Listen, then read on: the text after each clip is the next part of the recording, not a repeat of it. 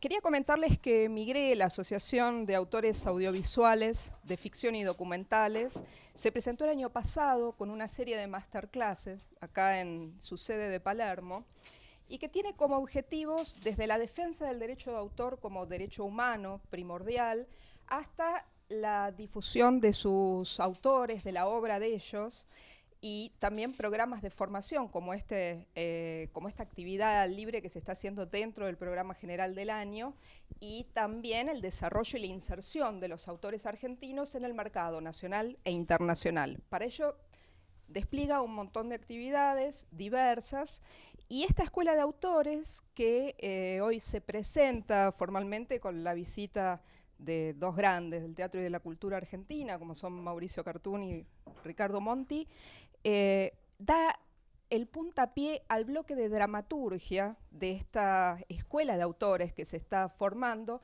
y que es muy importante porque por primera vez se toma la dramaturgia como base de la formación para la enseñanza de los autores que van a escribir guiones de cine y televisión.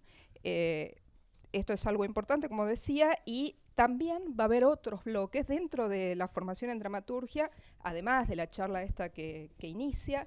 Va a haber un seminario de Ricardo Monti, que es Escribir Teatro, que ya lanza el 5 de junio. Y también va a estar el seminario de proceso creativo de Mario Segade y, por supuesto, la clase magistral de Mauricio sobre dramaturgia. Y también va a estar Jorge Leyes dando un taller sobre dramaturgia. Además de esto, hay 3 bloques más. Uno es el de los talleres de escritura.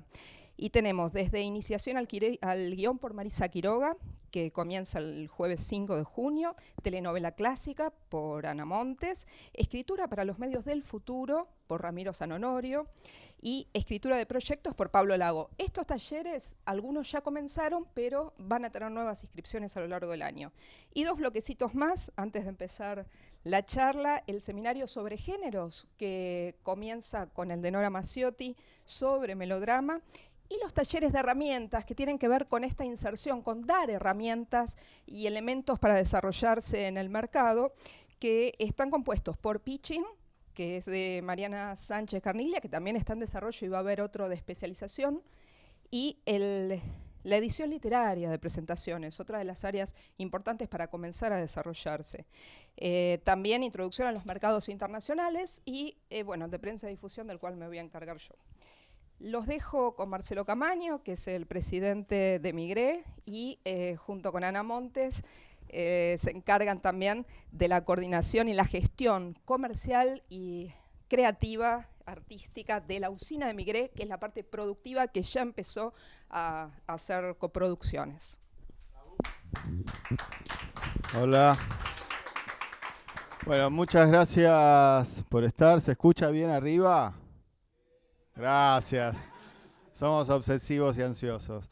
Gracias a todos por estar. Nosotros desde Migré, desde la asociación y desde la usina, con los compañeros acá presentes, con Susana, con Pablo, con Ana, les damos a todos la bienvenida. Los invitamos a que participen de todos los talleres que estuvo relatando Lorena, y les agradecemos la presencia hoy con esta charla con Ricardo y con Mauricio, porque más allá de la trayectoria de ellos y de lo importante que son ellos para la cultura argentina, para el teatro, es un gran apoyo para nosotros, que venimos despuntando esta asociación con todos los vaivenes y todos los problemas que tenemos en nuestra profesión, dentro de nuestra profesión y hacia nuestra profesión, y que ellos nos vengan a ayudar en esto y a darnos visibilidad es extremadamente importante para nosotros.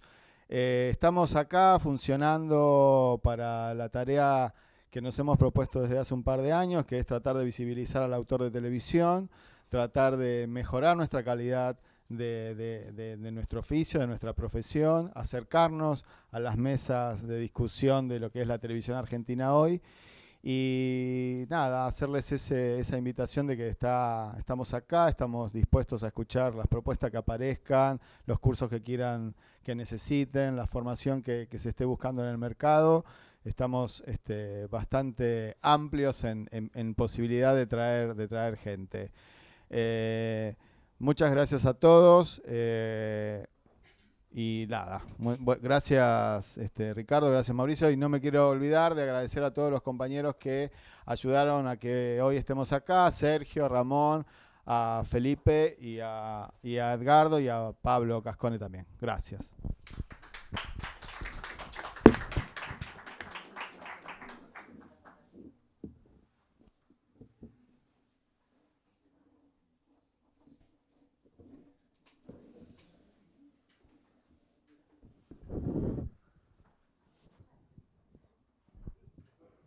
¿Estamos? ¿Este anda? Hacemos la gran piñón. ¿Se escucha arriba? A ver, ¿qué tal? Pero que este no sé. A ver, fíjate. Bueno, ¿qué hace? ¿Y lo vamos pasando este? Entre ustedes sí, lo damos para si quieren hacer. Dale. Gracias.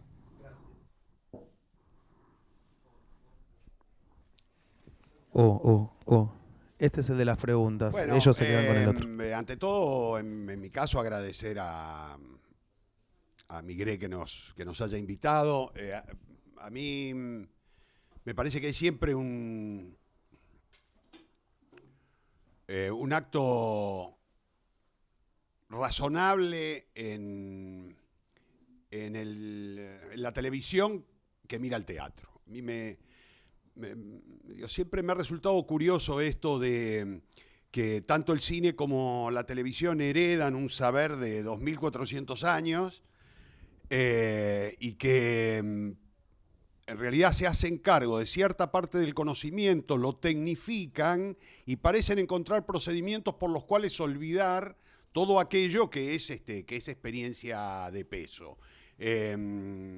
Tradicionalmente quienes se plantean el pensamiento, la formación alrededor de la televisión suelen soslayar aquella otra experiencia del teatro y a mí me parece que, digo, más allá de insoslayable, es de una extraordinaria utilidad en el día a día, que en realidad no se trata de tomarlo como un conocimiento anacrónico al cual hay que reciclar y encontrar cuáles son los elementos analógicos, sino que por el contrario, los elementos son de aplicación directa y me parece que quien puede reflexionar sobre el fenómeno del teatro, de la teatralidad, de la dramaturgia, puede aplicarlo de manera directa a televisión, al cine o cualquier otro lenguaje audiovisual. Así que bueno, en principio, antes de pasarle el micrófono a Ricardo, hacer expreso este reconocimiento a que se inicien estas actividades partiendo justamente de esta especie de saber base, ¿no? Digo, como la droga genérica. El teatro es el doctor ahorro del cine y de la televisión, es la base, es el genérico. Digo, entenderlo permite luego hacer conversión de norma e inventar todas las drogas que a uno se les ocurra con nombres raros aplicando aquello que hace tanto que se sabe.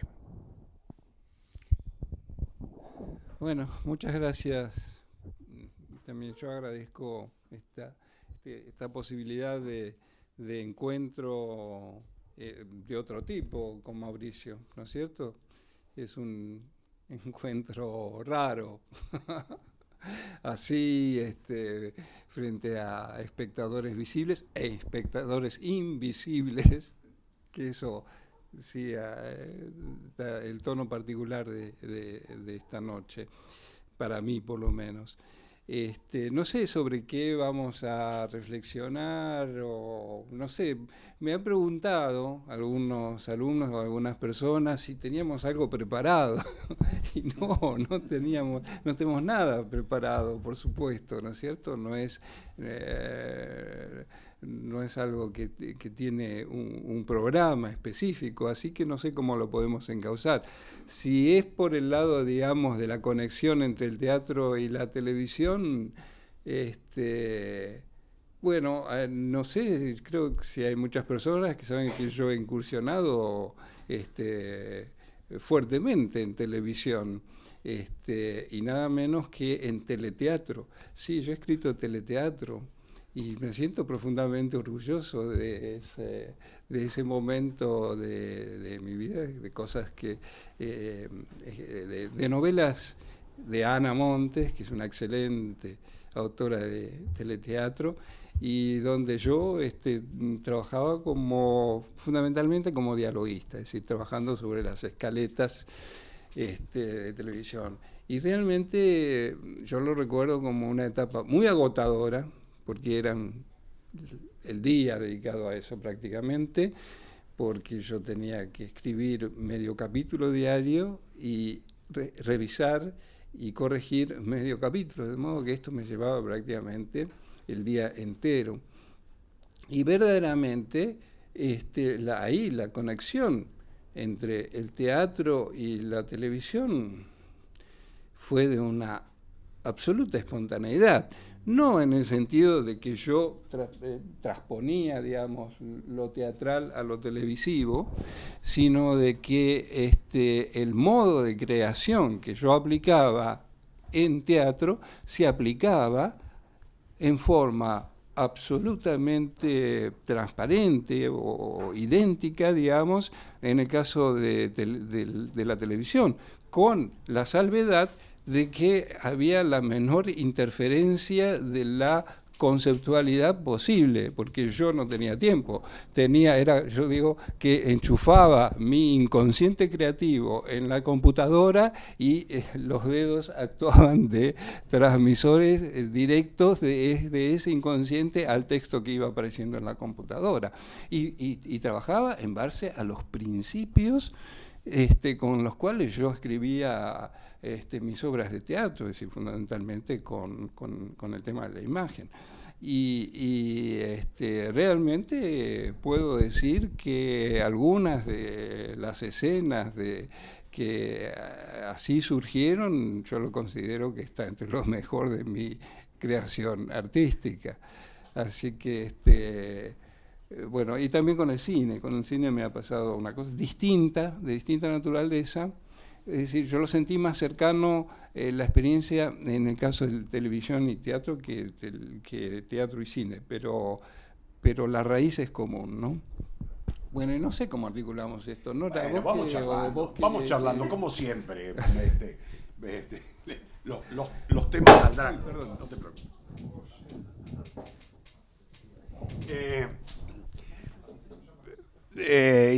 A mí me corresponde en principio un rol inevitable, que es el de hablar de Ricardo Maestro, ¿no?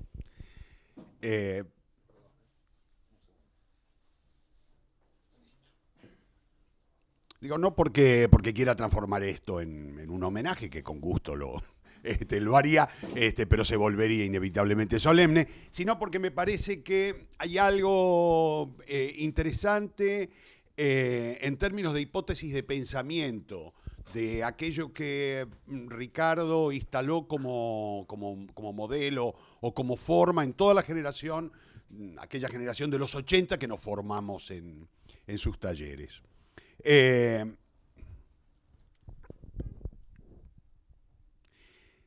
Yo voy a contar algunas cosas que seguramente Ricardo no se acuerda. Como siempre, los relatos son construcciones personales. De más está decir que tal vez estoy contando algo que no es cierto y que se construyó adentro mío. Es parte de los riesgos que debo asumir.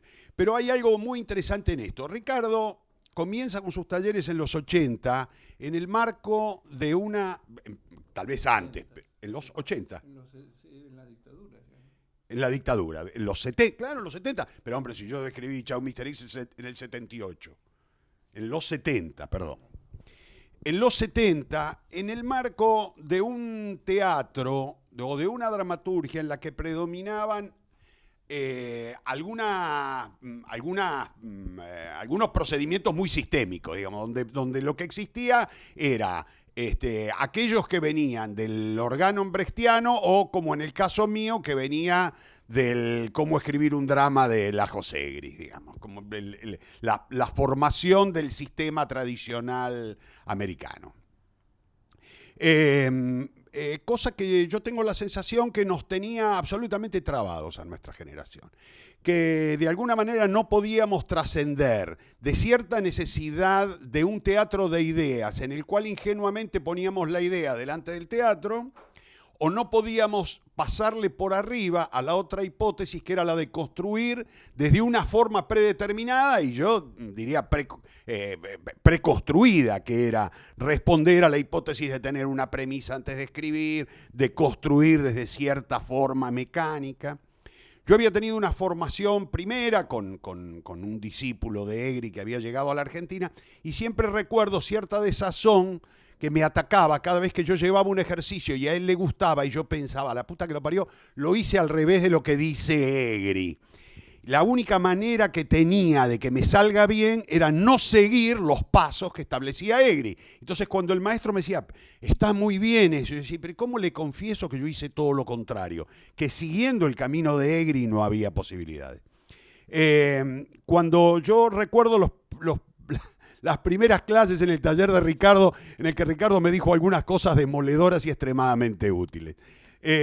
La primera que recuerdo que me dijo es, vos escribís humor, ¿no? Y yo le dije, sí. Y Ricardo me dijo, qué dependiente. Y yo, ¿pero por qué dependiente? Y entonces Ricardo me dijo, pero vos si no haces reír, fracasás. Sí. Y entonces Ricardo cayó con esos silencios elocuentes que ha tenido durante toda la vida, y yo comprendí que efectivamente lo que me estaba diciendo es, la voluntad de producir humor no es una voluntad creativa. El humor es algo que se produce de una manera espontánea en la medida en que uno tiene el ingenio, los procedimientos o también el estado de ánimo en el cual producirlo. Y yo llegué a los talleres de Ricardo a aplicar estos procedimientos, estos mecanismos de teatro, o militante o prefabricado. Cuando Ricardo nos enfrentó a aquel grupo, el grupo con el que yo empecé a trabajar, estaba Víctor Wiener, Eduardo Robner, Jorge Huerta, bueno, una patota, Gabriel Díaz, Pogoriles,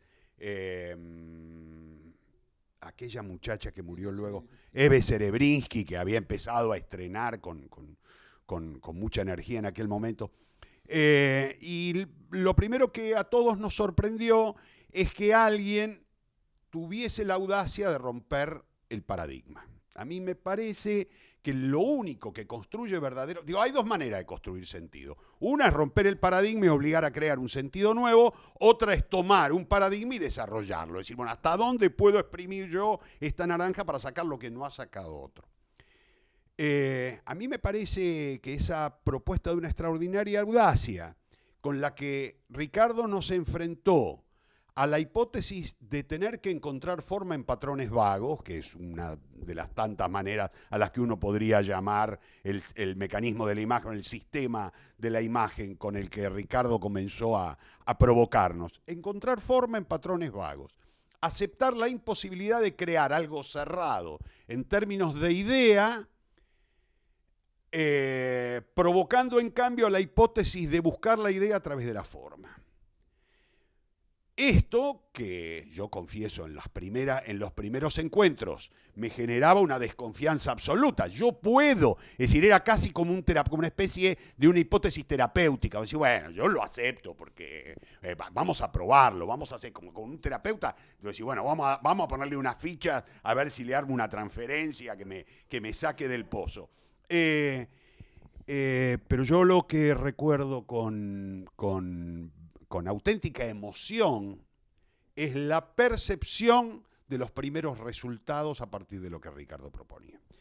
Y también la hipótesis de poder compartirlo con otros tipos a la salida que estaban tan sorprendidos como yo. Es decir, que todos nos enfrentábamos con esa ruptura de paradigma, que en principio parecía peligrosa o que parecía de una audacia que uno no sabía si efectivamente nos llevaba a algún lado, y que en muy pocos encuentros cada uno de nosotros se empezaba a encontrar a él mismo como autor.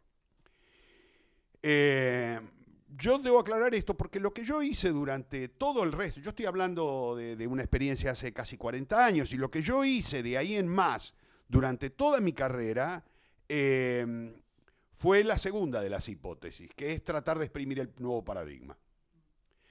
que lo que yo trabajo en mis clases, lo que yo propongo y lo que yo investigo, tiene que ver con ese haberme parado en otro lugar y haber habitado un espacio nuevo que no se correspondía a aquellos otros espacios, pero en el cual ahora sí me quedé. Yo no me quedé en Egri y no me quedé en Brecht, y sí me quedé en este espacio que Ricardo proponía.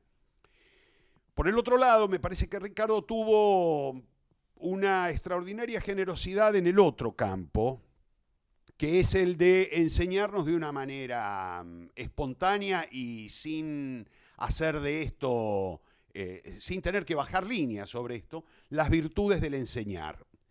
Los talleres de Ricardo siempre fueron talleres donde el participante no tenía más remedio que trabajar en términos de opinión, es decir, donde no era un sujeto pasivo, donde no sos alguien que vas a recibir la palabra del maestro, sino que el maestro te pasa la palabra y te obliga nada más y nada menos que al extraordinario trabajo de proferir ideas. Es decir, de poner la idea en palabras y por lo tanto por primera vez poder entenderla, porque la única manera que tienen las ideas de ser entendidas es poder ponerlas en las palabras propias. Digo, sacarlas de ese otro concepto que es el que alguien te transmite y poder ponerlas en las palabras propias. Y yo creo que toda esa generación entendimos que este trabajo de taller que Ricardo proponía, lo que de alguna manera nos estaba poniendo era también la tiza en la mano, por usar una metáfora. Es decir, esto, enseñá para aprender. Y digo, más allá de mi agradecimiento, que se lo he manifestado demasiado, digo, no, ya sería excesivo transformar esto una vez más en un agradecimiento. A mí me parece importante señalarlo para que, digo, porque solamente desde la experiencia personal se puede entender este deslinde. Lo que Ricardo empezó a enseñar en los 70 no existía. No existía en términos de experiencia dramatúrgica entre nosotros. Fue una aplicación en principio de su extraordinaria inteligencia, de su búsqueda, como siempre me parece que es el cruce de disciplinas, era su interés por entonces de cierta hipótesis de la filosofía, el psicoanálisis y una serie de otras disciplinas que inevitablemente lo llevaban a hacer cruce, y de ese cruce salió esta hipótesis. Y a ver, como pasa siempre, yo digo, esto es una transmisión de padres a hijos, a nietos, ¿no? Cuando yo hace, no sé, 3, 4 días, cuando entregaban los Martín Fierro, y yo miré un cacho, y subían a recibir autores de televisión, 3, 4, 5 autores de televisión, quedaban abajo los dialoguistas, como siempre, pero subían 4, 5 autores de televisión, y esos autores se habían formado conmigo, a veces se habían formado desde el inicio, o a veces habían pasado por los cursos, y yo estaba pensando en esta charla, inevitablemente pensaba, son nietos de Ricardo. Hay algo que no saben, en todo caso, y es que portan un ADN. Y alguien puede decir, bueno, hice un curso con Cartoon. Y yo digo, en realidad vos lo que hiciste es un curso con Monty traspuesto por alguien que lo pasó por su propia experiencia, que le puso sus propias palabras, pero que en realidad lo que he hecho, insisto, durante estos 40 años es desarrollar el paradigma de Ricardo. Bueno, Mauricio, muchas gracias. Realmente esa era la idea. Por eso te corregí lo de los años 80, porque fue en los 70, fue en la dictadura. En medio de la dictadura. Y esto no es casual. Yo daba clases antes en el Teatro Payró. Jaime Kogan había iniciado los cursos de interpretación y de dirección, y yo daba ahí una especie de historia del arte para los actores, porque siempre yo creí que el actor tenía que tener una formación humanística. No, el actor no tiene que limitarse a la cosa técnica, tiene que saber discernir estilos, tiene que saber sensibilizarse con distintas formas y distintas maneras de encarar lo artístico. Entonces, había inventado una especie de historia del arte aplicada a los actores, mezclada con historia del teatro, mezclada con historia de la poesía, mezclada con historia de la música, mezclada con historia de la plástica, pero aplicada al teatro. Por ejemplo, inventaba cosas, proyectar diapositivas de distintas obras pictóricas, del impresionismo, del expresionismo, del realismo, bueno, distintas. Y la idea era que los actores se impregnaran sensiblemente de eso que se proyectaba en la pared del subsótano del Payró, donde se daban las clases, y salieran de esos cuadros e improvisaran a partir de esa impregnación sensible que habían hecho de ese cuadro en particular, que de alguna manera resumía lo que ese género, por ejemplo, impresionista, un cuadro impresionista, expresaba de ese movimiento, ¿no es cierto? Y realmente los resultados eran muy interesantes. O, por ejemplo, en estado de relajación absoluta, etcétera, etcétera, en semipenumbra, yo les pasaba fragmentos de supongamos, el primer movimiento del mar, de Debussy, el amanecer en el mar, o un fragmento expresionista de Schoenberg, Noche transfigurada, es lo que recuerdo, ¿no? O sea, iba a estilos realmente opuestos y muy diversos. Y hacer que, bueno, ellos escucharan esta música con la consigna, aquí aparecían las imágenes, de que cuando terminara la música y se dejaran impregnar por la sensibilidad de esa música, ellos escribieran todas las imágenes que esta música les había inspirado. Y hice descubrimientos absolutamente notables. Por eso recuerdo lo del mar de Debussy, este fragmento expresionista, porque el resultado en el caso del mar de Debussy, todas las imágenes tenían que ver con el agua en principio, con el mar, y muchas con el amanecer en el mar, que era justamente el fragmento que yo les había hecho escuchar. Y en el caso del expresionismo, las imágenes eran notablemente expresionistas, es decir, con historia, con personajes. En el otro caso no había historia, con colores saturados, propios del expresionismo. Realmente esto me sorprendió, pero enormemente. De ahí empezaron las clases de dramaturgia, pero todavía no con el método de la imagen. Pero, ¿qué es lo que pasó? Intervino, bueno, finalmente, yo no sé qué pasó con esa escuela, qué sé yo, pero ocurrió el golpe militar y la dictadura. Y ahí yo verdaderamente sentí como algo importante, dentro de toda la angustia que padecíamos en ese momento, de gente que desaparecía, de gente que emigraba, que se exiliaba, de toda una cultura que se estaba desarticulando, y muy deliberadamente se estaba desarticulando desde la dictadura.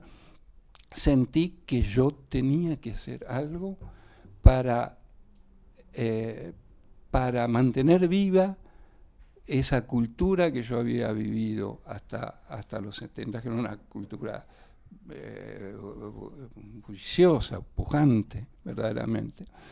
Y sentí que yo tenía que transmitir lo que yo sabía como una manera de resistencia cultural. Yo lo tomé así, como una misión personal de resistencia cultural a esa dictadura mortífera en todos los sentidos de la palabra, y que yo debía transmitir. Era un acto militante, Mauricio. No lo era porque era muy peligroso, y yo tuve infiltrados los reconocía. Yo tengo un sexto sentido, una intuición. Yo abría la puerta cuando yo siempre hacía una entrevista personal, y la sigo haciendo a la persona que quiere tomar clase conmigo, donde tengo una charla, simplemente. Yo abría la puerta y sabía inmediatamente que era un servicio. En uno de los casos lo contaté completamente, era un servicio de la policía, lo vi después en una manifestación actuando como informante, y en el otro caso era un servicio de la Marina, y se presentaba como piloto de avión y ese tipo de cosas. y era muy angustiante, era muy terrible. Pero, o sea que estaba en el principio esto de transmitir, y si vos transmitís con esta intencionalidad, es porque también querés que el que recibe lo transmita, lo difunda. Así que en ese sentido esto se ha cumplido, y lo que vos has relatado es absolutamente exacto.